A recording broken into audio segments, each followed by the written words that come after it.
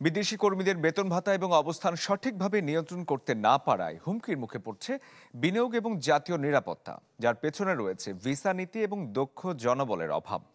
বাংলাদেশ বিনিয়োগ উন্নয়ন কর্তৃপক্ষ বিডা আয়োজিত এক অনুষ্ঠানে গোয়েন্দা সংস্থার পক্ষ থেকে জানানো হয়, চীন, ভারত সহ বিভিন্ন দেশের অসংখ্য নাগরিক দেশে ঢুকছেন, যাদের অনেকে তথ্য গোপন করে নানা অপকর্ম করছেন।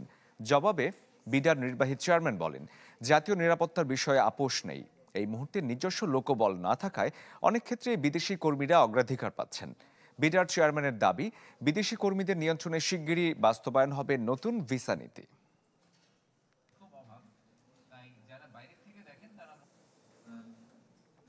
ভিসার যে নীতিমালা সেটা নিয়ে তো একটা বড় কাজ হচ্ছে, এবং সেটা হয়ে গেলে আমি আশা করছি যে এই যে সমস্যাগুলো তৈরি হয় আসলে, যে একজন বিজনেস ভিসা এসে তারপরে কাজ করা শুরু করে দিলেন, আমাদের একটা জিনিস খুব ক্লিয়ার থাকা দরকার। সেটা আমি বিডার পক্ষ থেকে বলছি, মানে বিনিয়োগ উন্নয়ন কর্তৃপক্ষের ক্ষেত্রেও, মানে জাতীয় নিরাপত্তার ব্যাপারে কিন্তু কোনো আপোষ নাই। আমরা এমন কিছু করতে চাই না যেটা জাতীয় নিরাপত্তার জন্য প্রশ্নবিদ্ধ হয় বা জাতীয় নিরাপত্তাকে প্রশ্নবিদ্ধ করে।